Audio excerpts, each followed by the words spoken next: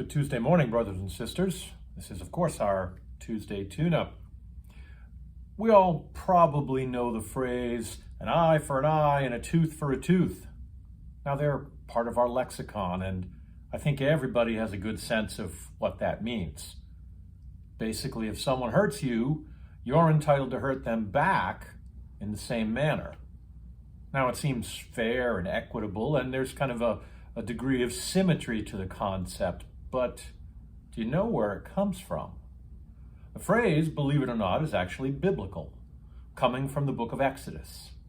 Chapter 21, verse 23 says, "If any harm follows, then you shall give life for life, eye for eye, tooth for tooth, hand for hand, foot for foot, burn for burn, wound for wound, stripe for stripe." This is part of the instruction God gave to Moses after he handed down the 10 Commandments. Now, we tend to think of only the 10, but God went on in his teaching to Moses to detail a number of situations and ways that people are to handle themselves. So in reality, an eye for an eye is an instruction from God himself. Right about now you're saying, well, okay, Rick, but if that's the case, how is it that Jesus sets it aside? Didn't Jesus say that he came not to destroy the law, but to uphold it? Well, to answer that, let's take a look at the world at that time, okay? In German, the phrase is Sitzum Leben, the situation in life. It's important for us to know the context that the scripture was handed down. In Moses' time, the world was arranged into clans and tribes. It was a very closed world where your family, your clan, your village, these were the things that defined you. Strangers, well, they weren't to be trusted, and the family was therefore everything. If you were traveling and you met a stranger, your introduction would include your family lineage, your extended clan, and your hometown. These were the ways that you were identified, and they provided those you met with a context about who you were. They also served a more practical purpose, as they told others that if any harm happened to befall you, these were the people who would avenge you. You see, in the days before an eye for an eye, the code went something like this. If you harmed me, then my family and my clan would hunt you down and kill you.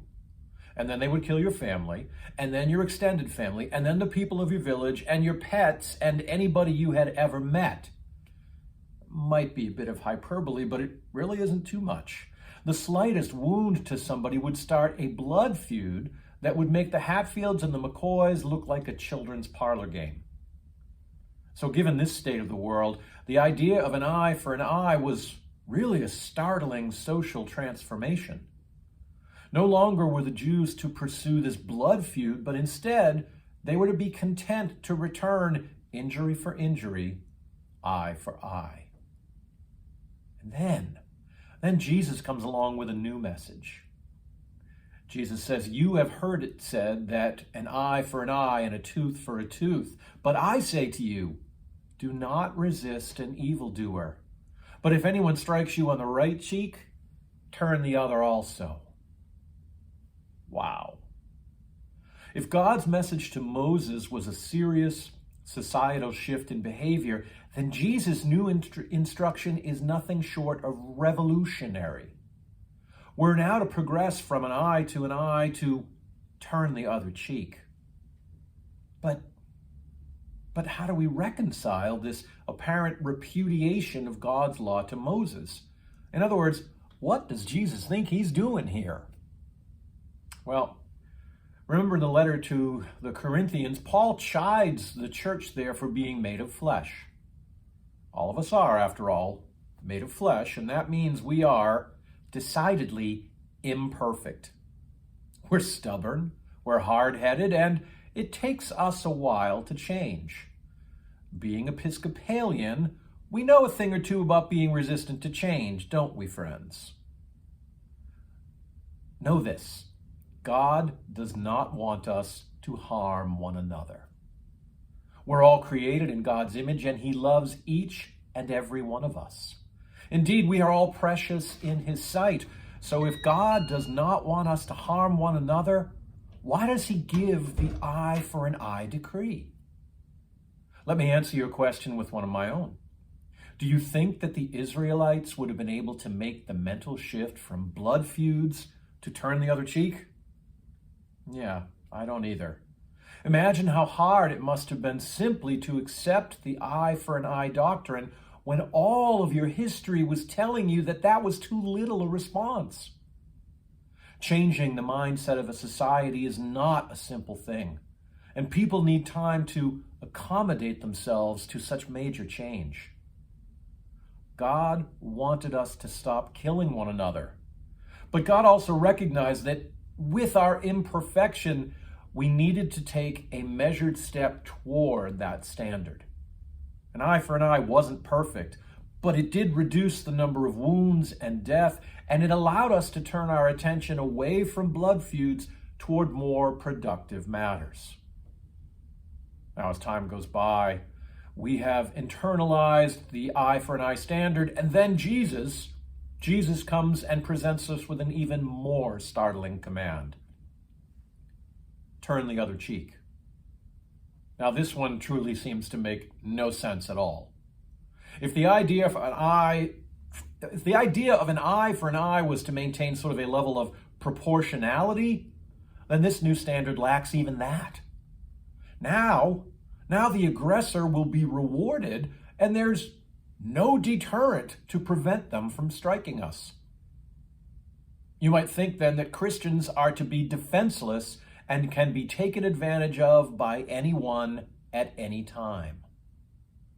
Well, what's really happening here is we are essentially being told not to return violence with violence, but with love.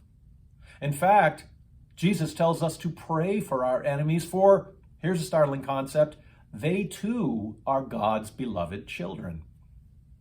The prospect of nonviolence is difficult as it runs against our baser human instincts, but it is effective. We're to practice love, not hate. We're to show love to all, even to those who persecute us, and in so doing, we show that they too are children of God.